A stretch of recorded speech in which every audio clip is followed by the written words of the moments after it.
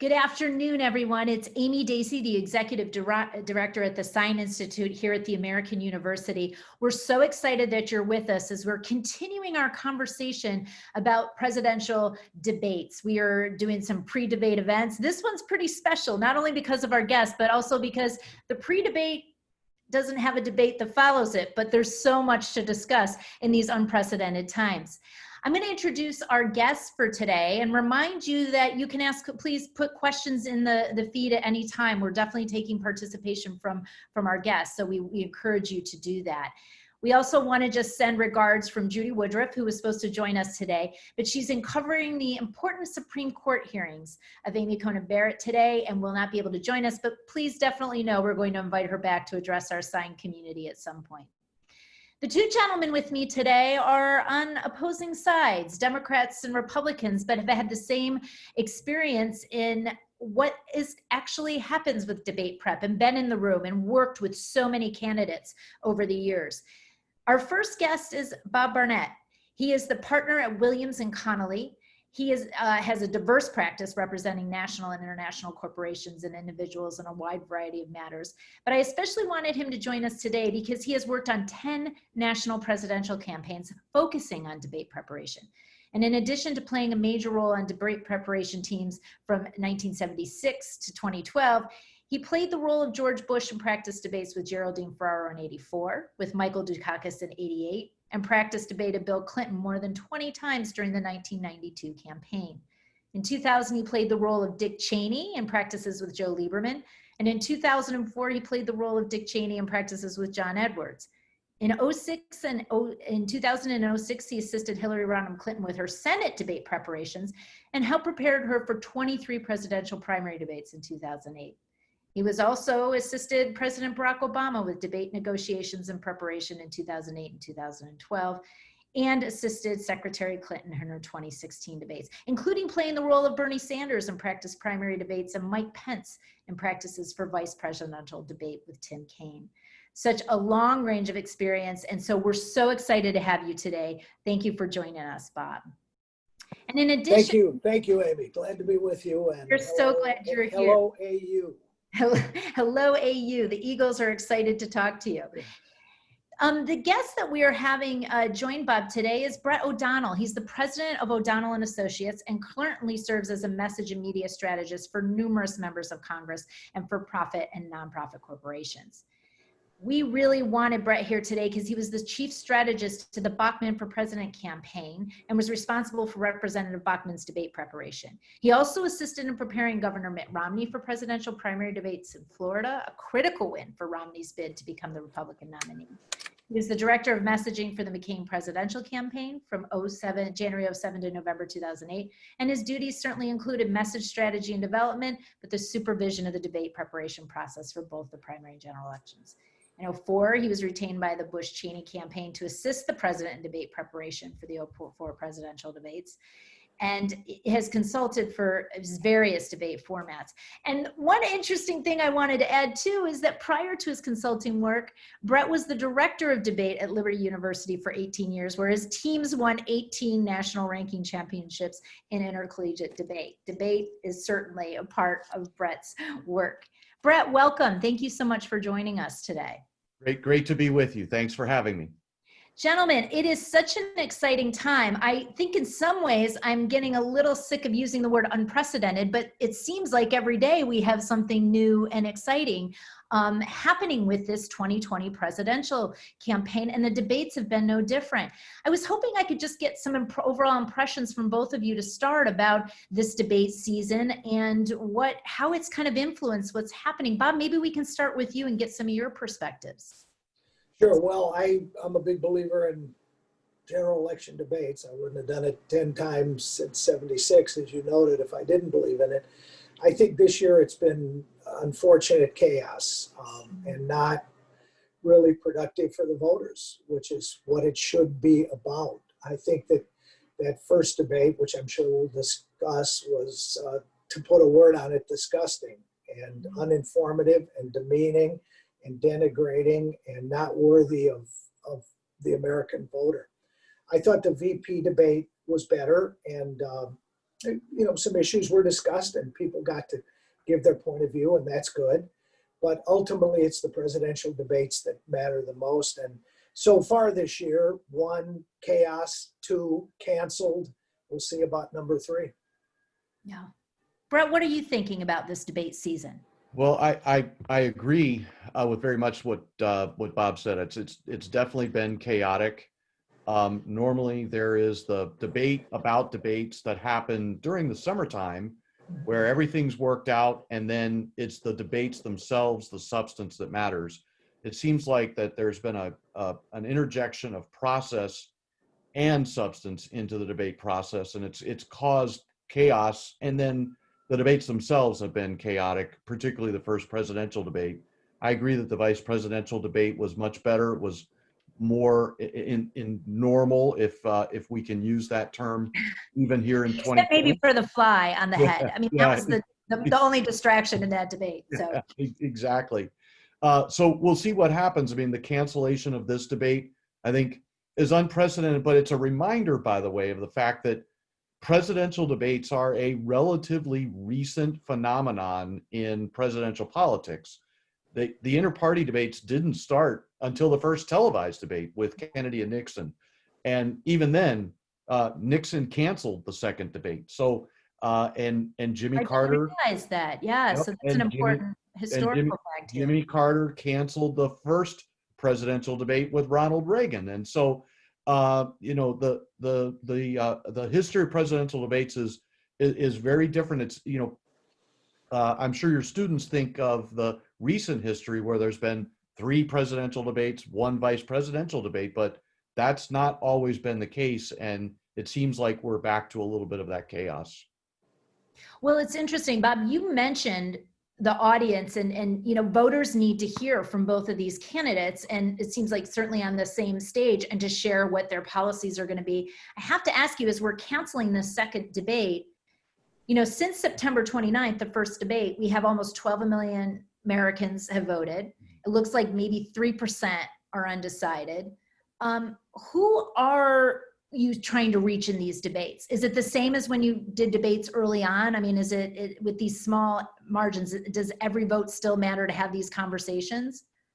Two things. First, I had the honor of serving on a task force that was put together by Kathleen Hall Jameson at the Annenberg School at the University of Pennsylvania. Mm-hmm. There were about 8 Republicans on it and 8 Democrats on it, all people who worked on multiple debate cycles. And we put together a report on how we thought, this collective bipartisan group thought these debates should be handled. I welcome that your students and those who are listening by definition are interested in this subject. Go to the Annenberg website, look at the debate task force report. No pride of authorship, but I think it had some great ideas. One of the ideas was that these start a little earlier. In normal years. This is pandemic, this is Donald Trump, this is not a normal year. But in normal years, because of early voting, because of mail-in ballots, we recommended that these start earlier than they do currently and have for the last few cycles. Now, in terms of audiences, Amy, there are really 3 audiences for these debates. Okay. One is the audience in the hall. This time, there's no audience in the hall, so we can get rid of that. Yeah. Number 2 is those who watch, and that can be 100 million people. Right. But the third audience, which in some ways I would argue is the most important audience, are the people who just don't have time to watch, but are interested enough that they monitor the coverage. They watch cable, or they read blogs, or they look at Politico or Axios, or they look at their newspapers, and they get what the filter of the press gives them. Mm-hmm. And so as you're performing in the debate, you have to take into account a little bit the audience in the hall. They don't matter a lot. Certainly the 75 to 100 million people who are watching, but also very importantly, the people who will hear the coverage. And you need to try to break through the filter and be sure that it's not just the sound bites and the quips and the shiny objects that get to that third audience, but also something of substance. I think that's really important to note because there is these different audiences, and I think we're so focused sometimes on these undecided voters, but there's also a lot of, enthusiasm to turn people out too, and to get them involved. I have to ask you this, Brett. It looks like tomorrow night we're going to have dueling town halls going on now, and so I have to ask you, do you think that this is going to stick after this election cycle and people are going to relook at debates and their utility, or will candidates see more value in doing a singular on their own conversation? Well, that's an excellent question. And I worry that the Presidential Debate Commission is in peril following this election, given how the second debate and its cancellation was handled. One of the things that, and Bob and I were on actually opposite sides of the table in negotiating debate rules a couple of times. But one thing, we both agreed upon was that debates are important and they should happen. There is an expectation that they should happen. They are a very important part of the campaign. I would argue that there are really 4 moments in a presidential campaign that are of chief importance: the announcement speech, the selection of the vice president, and then the convention speech, and then the nomination. And I think the debates. And so Bob and I both agreed that debates were really important. I worry that the cancellation of this debate so quickly by all 3 parties will minimize the importance of debates in the role of the presidential campaign. And so who knows what will happen going forward. I do think that campaigns want to take ownership of these debates more than the debate commission. And I think there's interest in doing that because they want them to serve the interest of the candidates.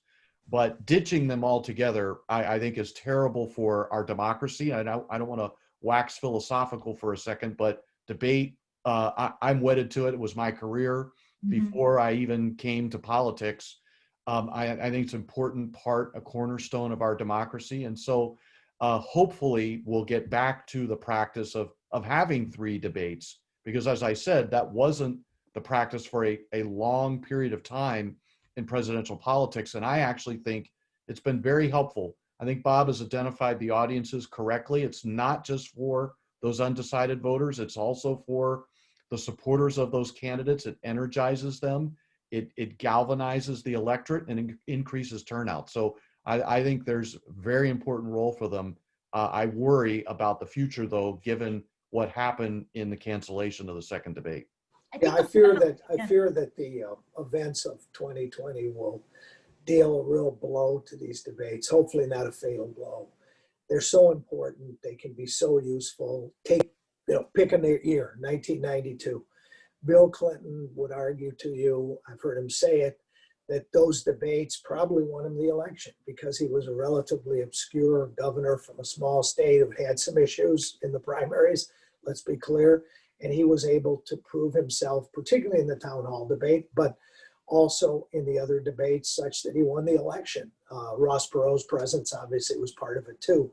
So I think these things can be really important. Sometimes, take 2016, I think any fair viewer would say that Hillary won all 3 debates by any fair poll, not call-in polls, but she didn't win the election.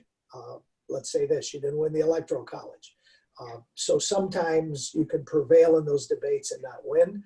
Other times you can prevail in those debates and win as a result of it. They're important, they're educational.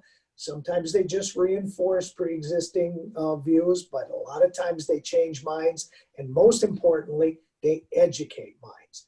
And if we lose them, it'd be really unfortunate. Well, I think one question that I definitely have for you is the traditional, model for debates is so people have a better understanding of people's policy decisions and their paths going forward. But it also seems to me this is a really important moment to see somebody's leadership style, to see how they react in kind of this environment. How much is it about actually the policy plans and the path and the vision that these candidates have? And how much is it their leadership style, their characteristics, their character, if you will, or is it both? and are they equally important? Do you want to start, Brett? And we'll Sure. especially from your debating in college Yeah. to statewide candidates to presidential. Is that the case? Yeah. My theory is that voters vote for three reasons. They vote for a candidate because they believe that candidate is competent, meaning they look like a whatever office they're running for, whether it's president, Senate, House member, whatever. So they pass a competency test. But then I think there are two other very important dimensions. The second dimension is it's a place for you to establish that you share values with the audience, so that voters vote for you because they think you get them. I think Bob correctly referenced the 92 debates with Bill Clinton. I think that was the dimension that was most important for him. And once they got to know him and understood that he shared their values, it put him over the hump, so to speak. And then finally, voters vote because they like candidates. And I think debates address all three of those, because there are different kinds of questions. There are the substantive questions. What's your plan for healthcare? But then there's also the window into your soul questions. For example, in the 2004 last presidential debate between Kerry and Bush, both men were asked, what have you learned from your spouse? And the answers to those questions, that wasn't a policy question at all. We didn't care, really about the policy of what you learned from your wife. It was, what kind of person are you? And the way that they both answered those questions was very, very different. And I would argue that the way Bush answered that question was much warmer and much more well received by the audience. So audiences look through those three lenses. And unlike college debate's all about policy and about the arguments. Political debates are not just about whether or not you're competent on the policy, but it's also about you as a person. And do they think you identify with them, or do they like you? And let me expand on that a little bit, Bob, because I'd love to know, since you've been doing debate prep, since, for 10 presidential candidates, is that always been the case? Is it seem more prominent now that, were they more policy debates and, a back and forth of ideas, or how has it evolved over your view from several presidential campaigns? These debates present a unique opportunity to get across what you're for. And that's why I was particularly encouraged when he got a chance to see Joe Biden look directly at the camera and say, as to healthcare, as to climate change, as to fracking, whatever it is, here's what I'm going to do for you. The Biden campaign, for instance, has excellent plans on a whole lot of issues. They're on the website. He talks about them. But the nature of 24-hour cable, the nature of instant internet, is that the press and the pundits just go for what I call the shiny object.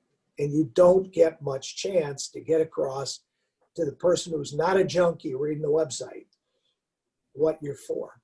And so these debates can present a unique opportunity to tell the American people, 75 to 100 million people, what you're for. It's hard when you've got a guy on the other side hounding you and talking about your son and talking over you and what happened. But it's a unique opportunity, and I think he did well. And frankly, in the VP debate, both sides did pretty well. Agree with them, don't agree with them, but you got a sense of what they're for.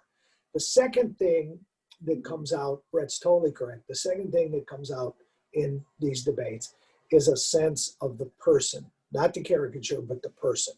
And to the extent that first presidential debate presented that opportunity, I can only say that you certainly got two very different perceptions of two very different people. And I think it was a great opportunity for Joe Biden, who obviously I support, to show his empathy, to show his grasp of the issues, to show his experience. I don't know what President Trump was trying to show. It's inconceivable to me that other than solidifying his core base, he got one vote out of that debate. I think Joe Biden got a few because you did see who those people are. You make your choice and then you live with it for 4 years. You know what I found interesting, gentlemen? I'd love both of you to answer this, because as I was watching the debates, certainly, you know, the debates, seeing like what was played out, and then watching the coverage the next day, what I found very interesting for both candidates, it seemed to be the emphasis a lot was not on what they said, but more what they wouldn't say. With President Trump denouncing white supremacy, with Vice President Biden, are you for the Green Deal? Are you not? So how do you prepare for that? And how important is that, you know, as you prepare for what you're going to say on these things? It did seem the media was really focused on what they wouldn't commit to. Brett, maybe we could start with you and say, is that an important part, and how do you prepare for that in some ways? Sure. Well, I mean, I think that, you know, there are things that you want to be on offense about, and there are things you want to be on defense about. You know, for example, in the presidential debate, one of the things that became clear, and it's been clear through the last few days, is that Joe Biden doesn't want to answer the question about court packing, and he's given a variety of reasons for why that's the case. And so they had a defensive answer, and then most importantly, and this is what Bob and I attempt to teach our candidates, it's the art of the pivot. You know, it's moving from what you don't want to talk about to what you do want to talk about. And some candidates are very good at that. Others are not so good at doing that. But certainly there, you know, the object of this, as Bob correctly noted earlier, is to break through that filter and to write the press narrative. And so you want the press to capture the things you want to be talking about, and to stay away from the defensive things. And so the object is to have an effective pivot that makes them forget about what you didn't want to talk about or answer, and makes them remember what you did want to talk about or answer. You know, and the history of presidential debates and debates in general are replete with examples of this. I mean, be it Reagan's age, where he used a very clever turn to make people forget about the entire first debate that Reagan had, which was a disaster with Walter Mondale, and turn that into a positive for himself. That was very effective. There are other places where candidates have not been as effective at doing that. But certainly in the rundown, you know, in the prep process, you'll go through the questions that you think you're going to get asked, and you have to work with the ones that are defensive questions, as well as the ones where you can be on offense. And when I mean offense, I don't necessarily just mean attacking your opponent, but I mean on your message, the message that you want to drive in the debate. As you do prep, there are questions, rightly or wrongly in hindsight, that you say we're not going to answer. And that's your decision, and that's part of strategy, and you live with those decisions, and people will criticize them or applaud them depending on how they work out. But as Brett says, the pivot is such a key part of training for any debate, certainly a presidential debate. My wife, we were undergrads together, not at AU, and she came up with what we call in our family the peas and carrots theory of question answering, which I think summarizes it better than anything else. She often says, if you have peas and they ask you for carrots, give them peas and call it carrots. And that is what you try to teach. You don't avoid the question. You don't evade the question. You answer the question on the terms you want to answer it. That's a pivot, as Brett rightly says, but it's also peas and carrots.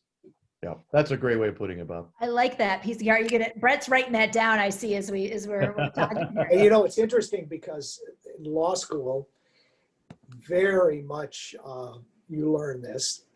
It's a little different in law school. This is a little bit of a diversion, but questions in law school, those of your viewers today who will be going to law school, are often a hypothetical with 14 different variants. He got hit by a baseball and the ambulance got in an accident on the way to the hospital and the doctor misdiagnosed it. And they teach you in law school, what they call don't write yourself out of the question. Say, okay, you got hit by the baseball and here's how that should come out. But if it doesn't come out that way, then talk about the ambulance and then talk about the doctor in the hospital. And so they're all different ways to answer questions in different contexts, but I've always found the peas and carrots theory to be the most useful one in the context of debate. I like that a lot. Well, let me ask you this, and I am going to start with you, Bob, just because of the breadth of experience you've had on this. You've helped prep challengers and incumbents. I noticed, especially with like President Obama, how different was the process when he was a challenger versus when he was an incumbent, or are the same tactics, same styles, but suddenly, you know, you're coming from it from a different perspective? Is he Yeah, sitting? well, let's take 2020 because that's the most relevant, right? Yeah. In 2020, President Trump, Vice President Pence have to defend a 4-year record. In 2016, Donald Trump had to defend being a reality show host and a name licenser, and Pence had to defend a congressional and gubernatorial record. Totally different. When you're an incumbent, you've, by definition, made decisions, alienated people, and appealed to people, made the right decision and the wrong decision, and that's all on the table. When you're a challenger, not the incumbent, you still have something to defend because presumably you've lived an active and visible life, but it's a whole different set of defenses. So it's very different being an incumbent. And we've also found, interestingly, that over time, incumbents often don't perform, put aside this year, which was chaos, incumbents often don't perform that well in the first debate because they have been president for 4 years and they don't necessarily welcome being carped at by somebody who wants their job. And so you have to get around that mentality. You have to have the incumbent understand that this is the American process and you're going to get these questions. And if you want to be reelected, you better answer those questions and deal in a dignified way with your opponent. Again, putting 2020 aside, that's generally the way it's worked. Yeah, I think that's true. I often talk about, you know, and I deal with incumbent senators all the time too. And I basically call it the trap of incumbency, where you've been dealing with these policy issues. I discovered this in the very first job in politics I had with President Bush. You know, he was president, and so he was like, just give me the briefing book and let me study the briefing book, and I've got this. You know, and they forget the performative aspects. They forget, you know, they're president so and so instead of candidate so and so. And when you're a candidate, you're not talking about the weeds of policy. You're talking about message, and you're trying to introduce yourself as opposed to a bunch of ideas. And the trap of incumbency is you've got a record and you've been working with all of these policy details, and so you tend to get in the weeds and forget the performative aspects. I think that's true.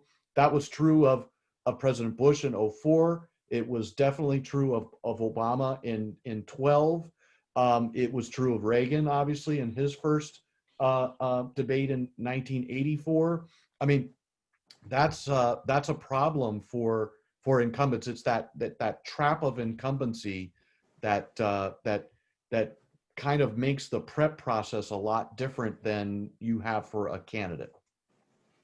It's interesting. So we've got some questions coming in, and there's certainly in areas that I was going to bring up with you gentlemen. So Aiden asked the question, what do you see as the greatest challenges that debate preparers face today with this toxic environment on stage? I mean, how do you have to have a whole debate section about, you know, adversarial interactions? I mean, what is that, something new, or is it more challenging in this current environment? Bob, do you want to start a little? Well, 2020 is not representative of anything and not hopefully emblematic of the future. It's just a sad castaway organized by a person who doesn't want to engage on policy. So I don't think you can draw much of a conclusion from 2020. I think that certainly in 2016, there was a lot of dispute and toxicity, a little different than it is today, and certainly there wasn't a pandemic. But sure, you have to absolutely take that into account, and you have to understand that these debates are about energizing your supporters and tying them in, making sure they turn out, but it's also trying to persuade the undecideds. And I've always found over the years, James Carville used to say these elections are decided by 10% in 10 states. Now it's more like 5% in 8 states maybe, but Mhm. it's a very small group. And those generally aren't the toxic people. I think those are, not always, but I think those are often the thoughtful people, the people who really can't make up their mind, who want to do the right thing. And you better, in your debates, appeal to those people, because I don't think they tolerate the flashing of toxicity for 90 minutes. And I don't think they find attractive the breaking the rules and the bullying and the other such things. I think that what you want to do in a normal year, and in this year too, if you can get a word in edgewise, is appeal to that 5% in those 8 states who are really trying to make up their mind, who have concerns about you, concerns about your opponent, want to know what you're for, and want to make a decision that's best for them and their families. And that's who your core audience is as you try to persuade, I believe. So I'll address this from a little bit different tack, and just, sort of tackle the elephant in the room, so to speak.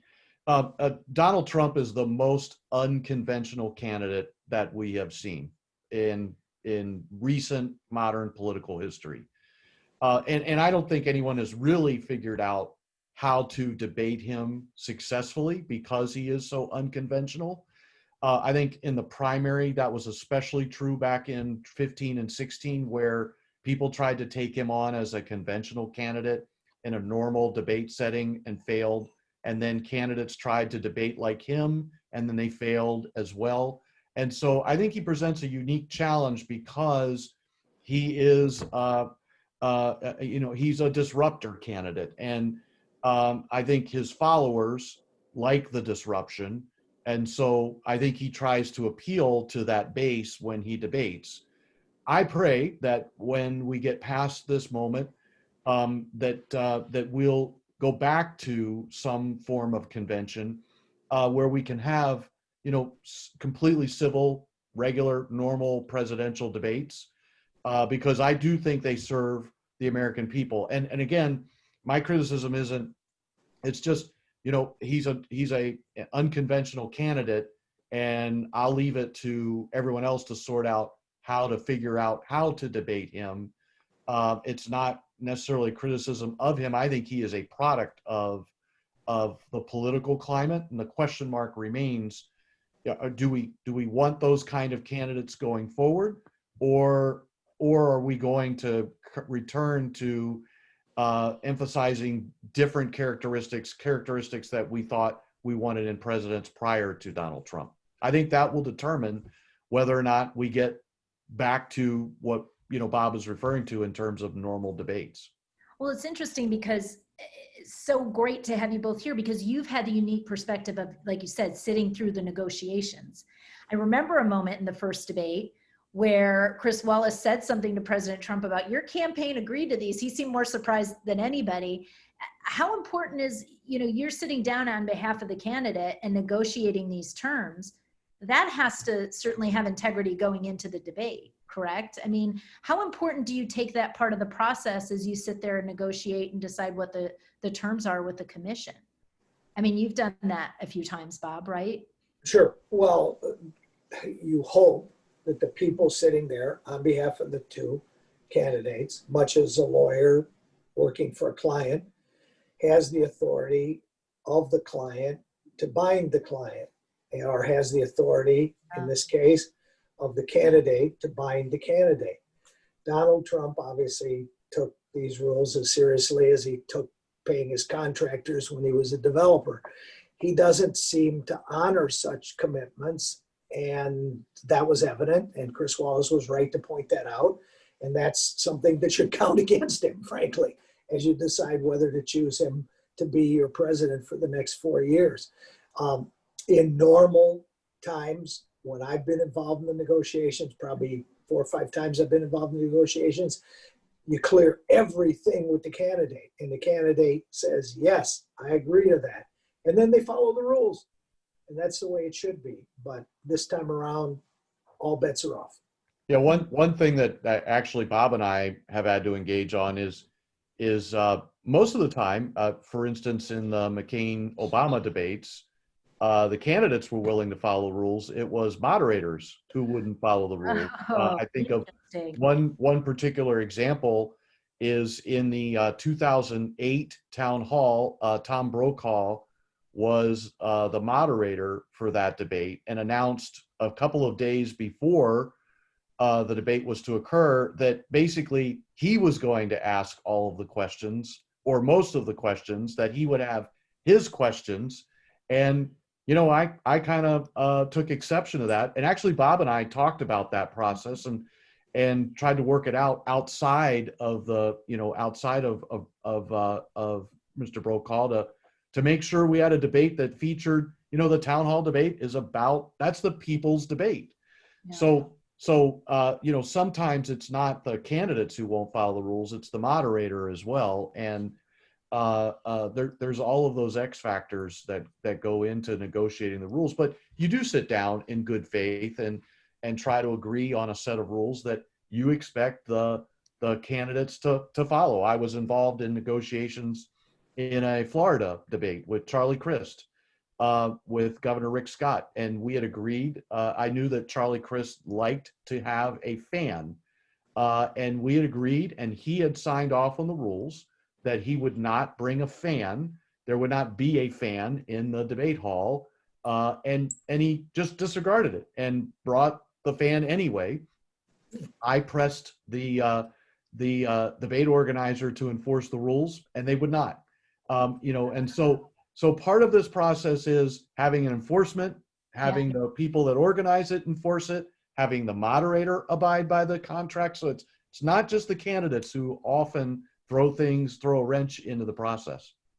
If you look at our report of the Annenberg group, which I really do recommend to people, we talk about this and we suggest that while you're probably not going to get a member of the mainstream press to sign on to the memorandum of understanding, which is the kind of agreement between the campaigns, you can at least get them to agree in principle to follow it.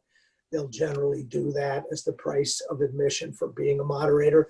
We also discussed in there non-traditional moderators, that it doesn't always have to be a member of the traditional press. Could it be a retired university professor? Could it be a distinguished former office holder from each party? When I first started doing this, there were 3 moderators. And also during several of the cycles, moderators were selected by exchanges of lists till you found overlap. They weren't unilaterally suggested by, in that case, the League of Women Voters, which came before the commission. So there are a lot of things that can be done to change this and I think make it better. Hopefully what's happened here this time in 2020 will be a catalyst for some change, lest the whole debate process go away, which Brett and I certainly agree would be a real tragedy for the voters. Right.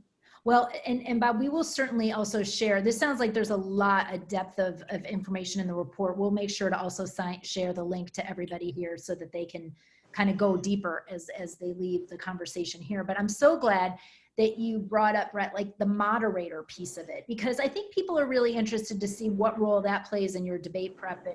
But I do have a question from Daniel about moderators, and I'm very curious if you would be in agreement on. He wants to know, in order to make the debates more meaningful, do either of you think the moderator should be given a mute button when a debater has gone over the allotted time? Certainly something talked about after the first debate. Do you think there's utility in that, Brett?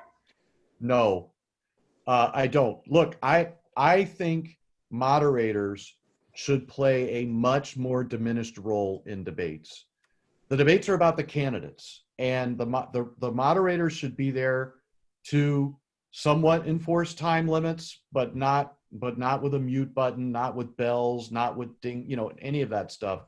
And I think the role of the moderator is to start discussion. And I actually like the newer formats that the debate commission has been using, where each candidate has 2 minutes to start a section, but then there's free-flowing discussion back and forth. And so, you know, I think moderators should try to equalize talk time to make sure both candidates get to be heard. But I don't like the idea giving them mute buttons or giving them too much power in the debates, because then the debates become about the moderator and not about the candidates. In my opinion, the debates have to be about the candidates and their position, not about a moderator who's trying to make a name for themselves, sell a book, or what have you. I mean, we found out heading into the Biden-Palin debate that Gwen Ifill, who has since passed, was writing, in the process of writing a book about President Obama. And the campaign wanted to try to have her removed from the debate. And I argued that we shouldn't, that we should leave her in the debate, but that we should make it known that this is a potential point of bias, in hopes of making her more fair. And I actually thought she did a wonderful job in that debate. She was very fair in that debate to both the governor and to then Senator Biden. And so I am for less of a role of moderators in debates. If I were to assume that there's going to be another debate, I think that's a big if, I would change the rules and go back to the system we had before, where the candidate A got 2 minutes, candidate B got 2 minutes, candidate A got a rebuttal of 30 seconds, candidate B got a surrebuttal of 30 seconds, and your microphone was only on when it was your turn to talk. I don't like this sort of mix it up talk as it relates to the current president. It's not going to work, and it'll be another chaotic mess. I think with other candidates, as was proven in the past, that can work. But I think for purposes, if there's going to be another debate, the only way to control it is not to have mute buttons, because you can't cut off the president of the United States. But if you have rules and it's clear that the mic's going to be on now and not now and now and not now, that might bring some level of discipline. So I'd go back for this next debate, if there is one, to that old format with mics on only when it's your turn to talk. It's interesting. So as we look at the role of the moderator, we've talked a little bit about as a timekeeper, but what about as a fact checker? Is it the moderator's role to, sometimes they've tried, like, to, if they hear something that's not accurate, to then go back? Whose role is it to fact check in these debates? I think it's the candidate's role to fact check inside the debates. I mean, obviously, very famously, the moment in the Romney-Obama debate where Candy Crowley stepped in to fact check Governor Romney. I thought that was a terrible moment for her. And I don't think that's the role of the moderator in the actual debate. The press can do that after the debate. The campaigns have a role in that. They have rapid response operations, but inside the debate, that's the job of the candidates. It's part of knowing your stuff, so to speak, right? If you know a candidate gets a fact wrong, then you can fact check them. That's the candidate's job, not the moderator's job. I think I agree with that a little bit. Certainly, it's a candidate's job to fact check. That's a given. But I think it's the moderator's job to ask more follow-up questions than have been asked in these two debates. Call that fact-checking, call that clarification, call that edification. But I think asking a question and then just passively letting it go is not the best and highest use of a moderator. I think there should be follow-up questions the same way there would be on a Sunday talk show or a one-on-one interview in the context of an evening cable show. I thought the passivity of questioning didn't serve well. Again, chaos in that first debate. I don't know what you could have done. But in the vice presidential debate, I wish there'd been more follow-up questions. I thought Susan Page did a great job. I have a great respect for Susan Page, but I would want more follow-up questions myself. Clarification, understood. The debate that was canceled, it was supposed to be a town hall type format. I have a question from Supi, who wants to know, have town hall debates changed since the first televised one in 1992?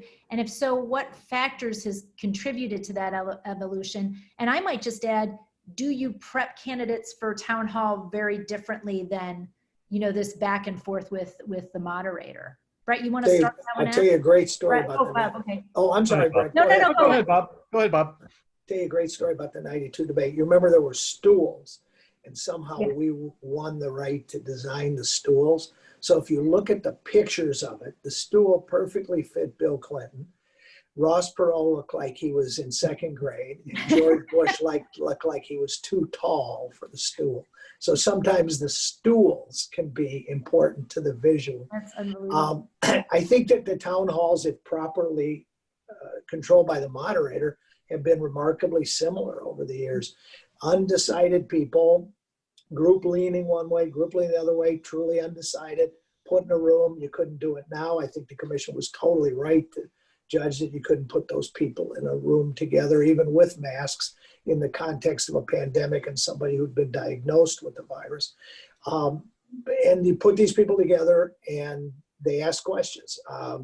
That happened in 92 well, it happened in 96 well, et cetera, et cetera. I thought the one with Trump and Hillary, although again, haunted by his stalking, was a pretty good opportunity for some very sincere people to ask very sincere questions to the candidates. And I think you ignore those people or fail to treat them with great dignity at your extreme peril, because people are watching. And if you don't treat those people right, Bill Clinton was the expert. You remember the famous "I feel your pain." Right. If you ignore them or go pivot away from them, don't answer their questions, people judge you harshly. So you do prepare in a different way when you prepare for those town halls, because it's not a moderator, mostly not a moderator, asking the questions. It's mostly real people who are really trying sincerely to make up their mind, and treat them with dignity, answer their questions. You have a good town hall debate. Yeah, I echo what Bob says, and just a couple of other things to add there. You know, the town hall debate, unlike the other two debates, physical presence and performance really matters, because in the other two debates, the candidates are at a fixed location. They're either seated at a table or they're standing behind a podium. But in the town hall debate, there's movement where the candidate will move on the stage to try to get closer to a voter. Proximity matters. And there have been some very famous moments in those town hall debates that physical presence has really mattered, whether it was George Bush glancing at his watch, that was totally exposed because he was sitting on a stool with no podium in front of him, or whether it was the moment where Al Gore invades the personal space of George W. Bush and he kind of gives him the look off. I mean, there's all of those moments that have happened, or a positive moment for Bill Clinton when the woman asks George W. Bush, how has the economy affected him? He doesn't really have an answer, and that was where Clinton got the famous "I feel your pain," where he's able to connect with that person. So the town hall debate adds a physical presence performance dimension that's not present in the other two debates that we practice. When I have worked with candidates, we've actually built the stage for the debate as it will be, including putting people in bleachers to simulate the undecided audience. And so it's the physical presence, but also, as Bob correctly noted, it is your ability to connect with an audience and let an audience see that. So it's almost like a fishbowl in a fishbowl, where there's an audience watching you connect with an audience. And so voters make decisions about, does that guy really get this audience, to decide whether or not he really or she really gets me. I think it's really important to bring up, because we've had some conversations around how this has impacted so many different parts of the political process, but with the onslaught of social media has had a big impact. I would think, I think it was Bob, you brought it up earlier, is like, people don't have to necessarily watch the debate, they can watch their feed and get impressions. So how do you debate prep, and how do you help somebody try to explain complicated policy processes or stances to fit that medium? Or do you do that? I mean, I think that's a huge piece of the evolution of debates in some ways. Again, I keep coming back to this Annenberg report. We addressed this in there too, how social media I'm reading it right after this. It's how social media should be more integrated into these debates. I think that You answered the questions with topic sentences and answers within the time frame. I don't think you can sit there on the debate stage and worry whether it's 144 characters. You have to do what you have to do, and social media pick it up. It's very important, however, off stage, that you have an incredibly robust, skillful, and targeted social media operation. Right. So, for instance, during the debate, I don't do social media, but I was getting on my email all these responses to what was being said, the rebuttals to what the fact checking, whatever. And I'm quite sure on Twitter, on Facebook, on Instagram, Right. that was all going on too. So you need to integrate that into your plan.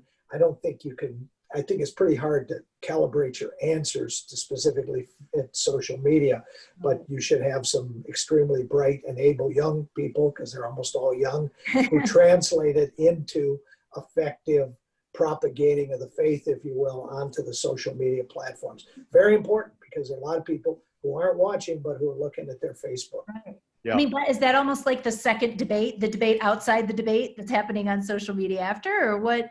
Sure, but you can drive that from the debate. When I coach candidates, I tell them that debates are all about two things. They're about message and about moments. They're about driving your message on your opponent.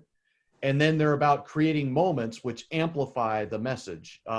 And again, you can think of some of those across the history of presidential debates, where there is a exchange that happens between candidates, whether it's the, Lloyd Benson, Jack Kennedy moment, or things like that, which, it wasn't about that that Dan Quayle wasn't as experienced. It was more, that argument was more to create a moment around the message about how Lloyd Benson was more prepared than Dan Quayle to be president should that become necessary. So, debates are about those two things. Social media has amplified that down to sound bites, right? And so now your moment isn't about, wow, I just really schooled them on policy.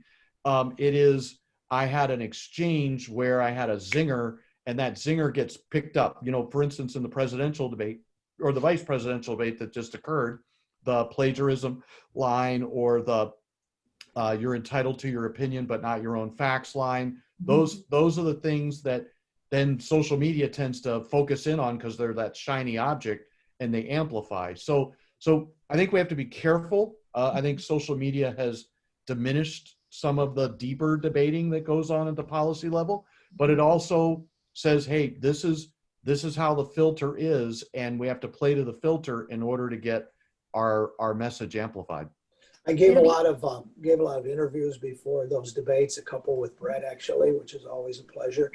And I said in those interviews, which I say now because I firmly believe it, those moments, you got to prepare for them. They're critical. They live to that third audience. But this time around, more than any time since 1976, when I started working on this, the moments, the shiny objects, will be less important than the day after. When you're homeschooling your child, when you're looking for a job, when you're, God forbid, fighting a terrible virus, that's what's going to decide this more than the shiny objects. And that's what it should be. But Right. That said, you still got to have the shiny objects, and they get coverage and people look at them. But I think people this time, more than any other time, are going to vote for what their life is like and what they hope their life can be. One question that's come in from one of our viewers was, obviously one candidate rejected this kind of virtual format, but what do you think the impact would have been if we had a virtual, something like what we're doing now? Do you think that would have been good for the candidates, or was it better not to have, this kind of virtual format? Like, what kind of impact do you think that would have had on debates in this cycle and then going forward? So I was not a fan of canceling the debate, even if it was going to be virtual. Now, I think the commission may have jumped too fast and without the campaigns. So I think they should have brought the campaigns in and sat down and tried to figure out if they needed to delay or what have you. But the virtual dimension certainly changes things. When you're not physically present with the other candidate.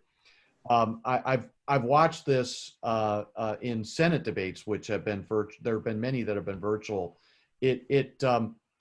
Some candidates, it allows them to say things they wouldn't say in front of the other candidate, which I think is not necessarily a good thing. In other instances, technology has gotten in the way, and so it hasn't made them quite as exciting. The moderators tend to lose control because they're not there physically present to sort of back the candidates down or to enforce time limits. But it's still better than nothing. And so, I believe so strongly that debate should be part of the political process. It is our chance where audiences think they get to see the candidates unvarnished, where there's not the trappings of the campaign, and they get to make head-to-head comparisons. And I believe so much in that process that, I don't like the virtual world, but we're living in a different time. And so if it has to be, so be it. So the debate's almost more important than the medium, like we have to adjust, and that's just such an important part to it. Bob, what do you think it would have been like to have a virtual debate? Yeah, I think the commission made the right decision. I don't think you could put people, town hall voters and these two candidates in a room together, given the pandemic. Couldn't have done it. Too risky.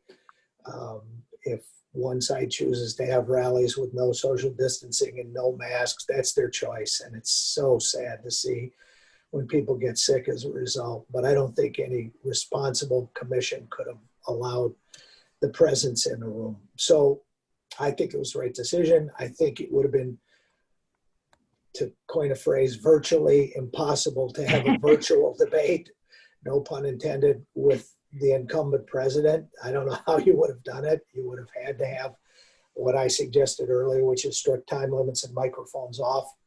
But then you would have had. Wait, I have to. Would have been. Hey, we have challenges when we do these programs, right? Yeah. So it'd be interesting. It is, unprecedented. It's unique. Certainly hearing, from both of you, debates are an essential part of the toolbox for candidates going forward. Do you think that there is, what if the debate happens next week? Is the goal different because there wasn't one this week, or is it, to Bob and Brett, your points about getting to those audiences, the three audiences Bob mentioned, who's in the hall, who's watching, and who doesn't have time to watch? But is it still, or that late in the election, is there any different tactic to use that debate? Well, I mean, I think it's your chance for a closing argument. The debate's so late in the process. It's your final chance to, you have an audience of 80 to 100 million people, and then millions more who will read, see, hear about it after the debate. So I think it's your chance to make a closing argument to the American people, to try. There are still a lot of people. Bob and I live in this world, and so we live it every day. But there's a lot of people, especially in this pandemic, who aren't thinking about politics and voting and those sort. They're thinking about basic necessity. They're thinking about the kid who's sick, their children at home going to school, those sorts of things. There's a lot more on the American public's plate. And so I do think there are still some folks out there who are reachable, and who may change their mind, may not change their mind. It has a lot to do with vote out. There'll still be a lot of people who vote on election day. So I think the last debate is still extremely important. And I do think it's that chance to give your last impassioned closing argument. Bob? Yeah, I hope it happens. I don't think it will. I fear that if it does happen, it'll be another circus. But Brett is right. The goal should be the same goal it should have been in the first debate, and the vice presidential debate, and the town hall debate, and the third debate, which is look in that camera and tell people what you're for, who you are, what you're going to do to make their life better, and then let them make their judge cast their vote. Well, gentlemen, thank you so much. It's time for my closing argument. I really appreciate you both being here, sharing this information with us. totally unexpected, you know, as so many things have been in this election cycle. But when this debate was canceled, I so appreciate you willing to still come on and share your thoughts on this. Like, there is the future of these debates. My only regret is not having you on campus so that you could share this with students, you know, in person. We would like to welcome you back when we are back open and having students in person to come and share some of this. We will make sure that the Annenberg report is available to anybody and remind them of where they can get that. I just want to say thank you so much for joining us today. We do have another program next week for pre-debate. We'll see what happens there, but there's a lot to learn from these individuals who are doing this work every day. To Bob and Brett, thank you so much for your time. Please follow us on all our social media channels to get information that we need. Sign up for our newsletter. And we've got a lot of resources. My final closing argument, vote. Whether, you know, just make a plan to vote, figure out how you're going to do it, make sure you're registered and make a plan to vote. We have resources at the Sine Institute if you're a student looking for assistance on that as well. So, gentlemen, thank you very much. I look forward to catching up with you after these next debates. And thank you so much for your time today. Thank you. Thank you, Amy. All right, take care. Good to be with you, Bob. Nice to see you, Brett.